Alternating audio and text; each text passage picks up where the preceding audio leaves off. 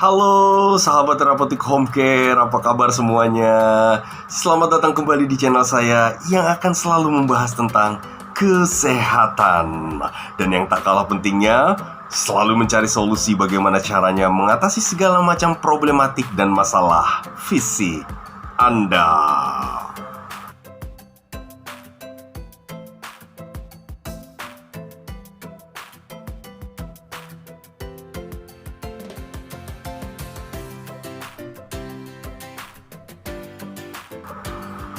Halo, sahabat terapeutik home care, bagaimana kabar kalian di sana? Baik-baik saja ya. Iya, masih tetap semangat ya untuk latihan ya. Iya, harus dong, harus semangat terus. Oke.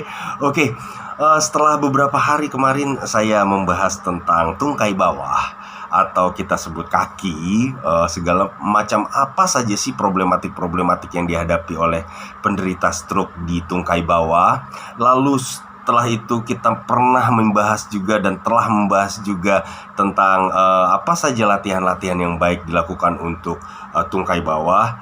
Rasanya tidak lengkap jika saya tidak membahas juga tentang tungkai atas. Ya, lengan. Ya, ini yang ditunggu-tunggu mungkin oleh sahabat terapeutik home care ya, karena ada banyak banget pertanyaan-pertanyaan yang datang ke saya tentang latihan lengan Pak, latihan lengan Pak. Oke, sekarang kita bahas tentang latihan lengan. Oke, siap? Oke, sahabat terapeutik home care, sebelum kita masuk ke latihan inti yang paling bagus atau yang efektif dilakukan oleh penderita stroke untuk mengatasi segala macam problematik yang mereka hadapi pada lengan mereka,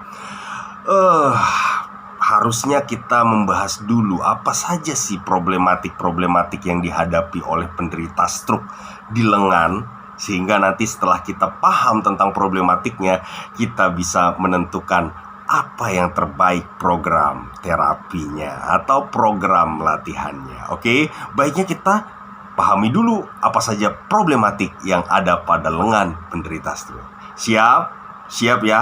Oke, saat ini saya ingin membahas 6 problematik yang dihadapi oleh penderita stroke pada lengan.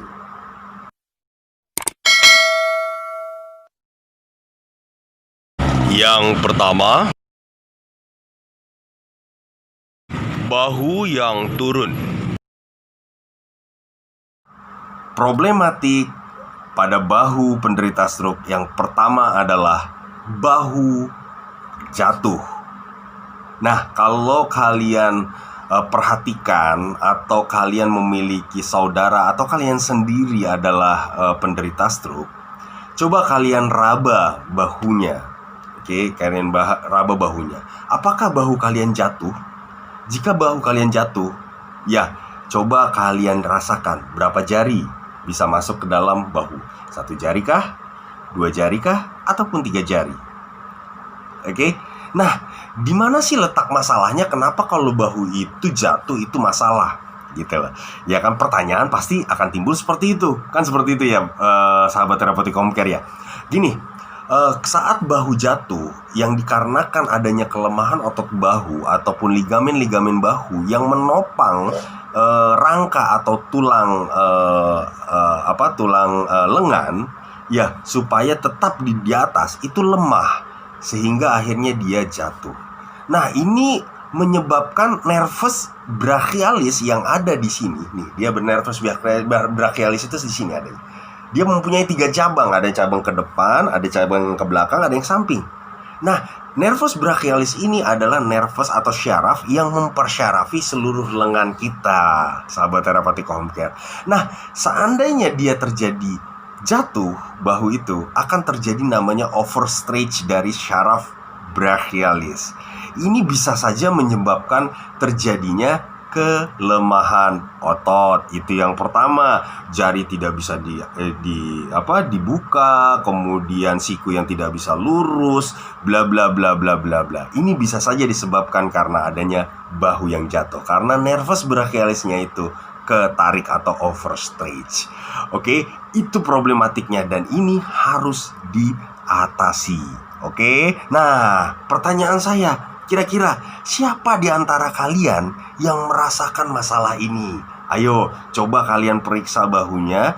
Dan jika kalian merasakan hal ini, yuk dituliskan di kolom komennya. Saya ingin tahu siapa saja dari kalian yang memiliki problematik ini. Oke? Oke? Ya, saya tunggu komennya. Siapa saja?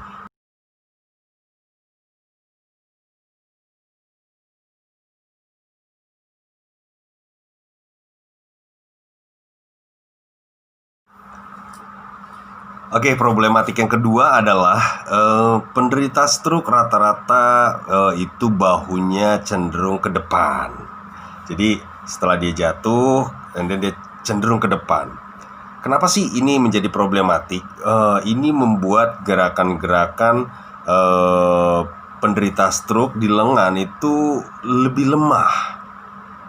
Dan kebanyakan dia gerakannya nggak pure dari otot murni, tapi dia menggunakan otot bahu. Karena apa? Kalau sudah ke depan begini, rata-rata dia akan melakukan sesuatu seperti mengangkat tangan itu, bahunya dulu yang diangkat, oke, baru dia ngangkat tangannya.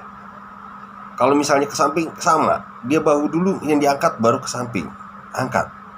Jadi bahunya dulu yang diangkat. Ini adalah problematik. Jadi gerakannya itu tidak seperti orang normal. Nah, bagaimana kita mengatasinya? Kita harus memperbaiki posturnya ya, dikebelakangkan seperti itu. Nah, problematik ini harus diatasi. Nah, oleh sebab itu ini menjadi salah satu problematik dan menjadi nomor 2. Oke. Nah, pertanyaannya masih sama. Kira-kira apakah ini yang kalian rasakan? Jika iya, yuk dituliskan di komennya. Saya ingin tahu siapa saja yang benar-benar merasakan bahwa bahunya masih ke depan dan sulit untuk ke belakang.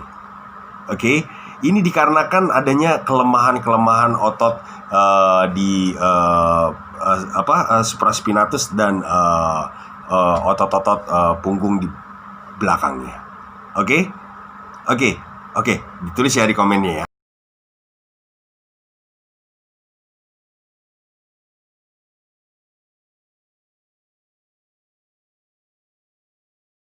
Oke, problematik yang ketiga adalah bahunya cenderung rapat. Bahunya cenderung rapat dan sikunya itu cenderung memutar ke dalam. Seperti ini dia jadinya. Dia rapat, sulit sekali untuk membuka. Jadi kalau membuka pasti bahunya duluan yang ikut. Ini dikarenakan apa? Dikarenakan kelemahan-kelemahan yang ada pada otot deltoid ataupun spastisitas yang ada pada pectoralis major. Oke, kemudian juga di sini di otot sayapnya. Ini agak kaku seperti itu, sehingga dia gerakannya merapat dan sikunya itu memutar ke dalam. Dan ini juga menjadi problematik penderita stroke. Ini harus diatasi. Apakah ini yang kalian rasakan? Yuk dituliskan siapa saja yang merasakan bahwa bahunya itu susah diangkat, kemudian cenderung rapat dan sikunya itu memutar ke dalam, sulit sekali untuk memutar keluar. Oke, sehingga gerakannya tidak mulus. Oke, dituliskan ya di komen siapa saja.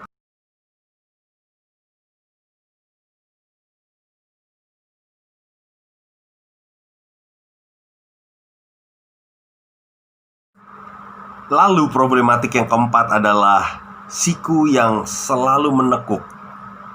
Cenderung menekuk, maaf. Iya, nah ini problematik gitu loh. Karena apa? Karena saat kita ingin meraih segala sesuatu, ya meraih benda di depan, di samping, di belakang ataupun dimanapun, kita perlu untuk meluruskan siku kita. Nah, tapi kalau sikunya itu cenderung menekuk, ini adalah problematik. Dan ini disebabkan karenanya adanya spastisitas yang ada di lengan dan juga kelemahan otot dari tricep dan ketegangan otot yang ada di bicep. Nah, ini kendala dan ini harus diatasi. Oke. Nah, pertanyaannya masih sama. Siapa saja kira-kira di antara kalian yang merasakan hal ini, yang sikunya itu cenderung menekuk dan sulit sekali untuk lurus, ataupun saat bergerak itu selalu menekuk. Oke? Jika memang ini yang kalian rasakan, yuk dituliskan ya di komennya siapa saja yang merasakan hal ini. Saya ingin tahu siapa di antara kalian yang masih mempunyai problematik sikunya cenderung menekuk.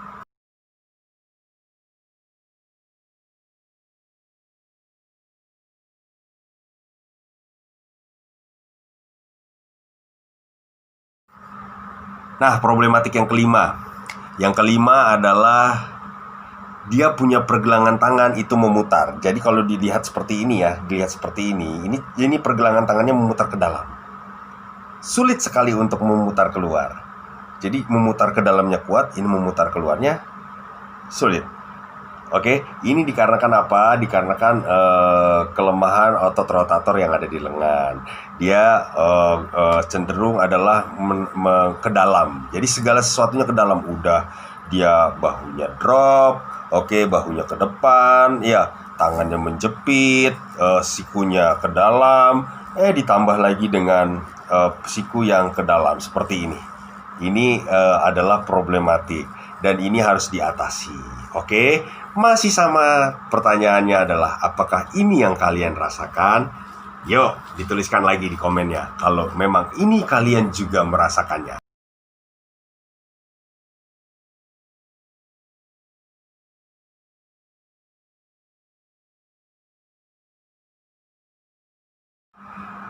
Problematik yang keenam adalah pergelangan tangan yang drop ke bawah. Oke, ini problematik sahabat terapeutik home care. Karena apa? Karena kita menggunakan pergelangan tangan ini sangat penting sekali. Karena apa? Saat kita mempergunakan lengan kita sangat membutuhkan pergelangan tangan kita yang fleksibel. Kalau tidak ada fleksibilitas dari pergelangan tangan, jari-jari pun tidak akan pernah fleksibel seperti itu.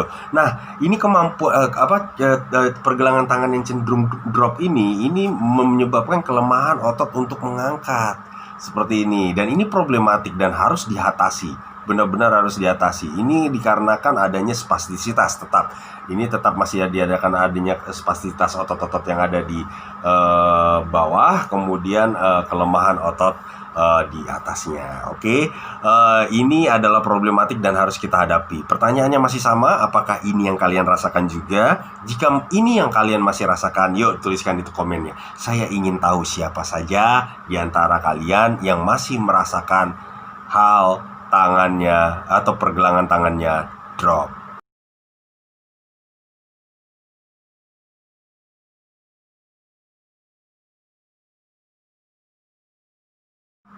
Dan yang terakhir, ini adalah problematik yang terakhir. Jari-jari mencengkram, sulit sekali membuka. Ini kebanyakan penderita stroke merasakan ini. Karena apa? Karena jari-jari biasanya adalah gerakan yang terakhir bisa oleh penderita stroke. Biasanya dia sudah bisa mengangkat tangan, sudah bisa meluruskan siku, semuanya sudah bisa.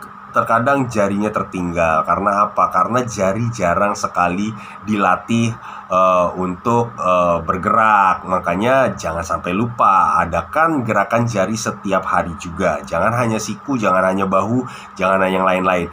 Jari harus, karena apa? Karena kita menggenggam itu menggunakan jari.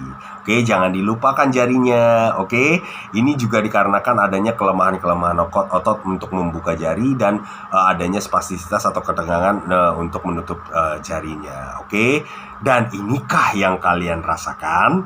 Jika ini yang kalian rasakan, yuk dituliskan di komennya.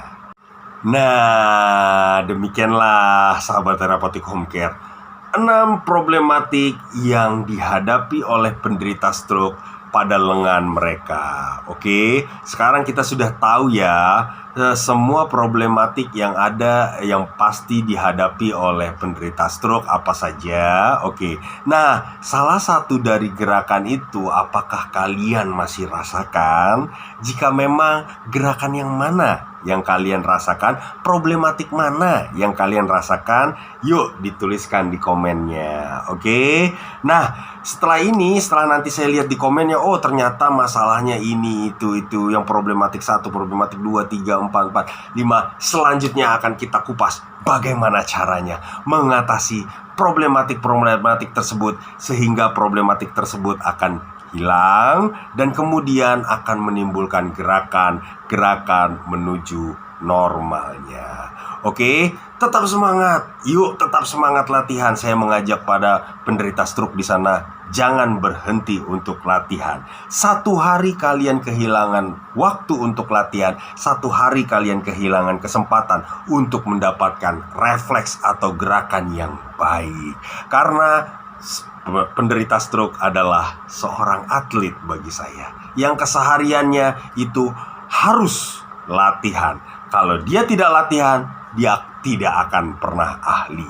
Dan latihanlah kunci jawaban penderita stroke bisa pulih kembali. Oke, sampai ketemu di video saya selanjutnya. Jika video ini bermanfaat, yuk di like yuk di kolom like-nya. Oke, jangan lupa juga yang belum subscribe, yuk di subscribe channel saya biar bisa mendapatkan notifikasi untuk video-video selanjutnya. Sampai ketemu di video saya selanjutnya. Selamat malam, selamat beristirahat. Have a good night, have a nice sleep, and bye-bye.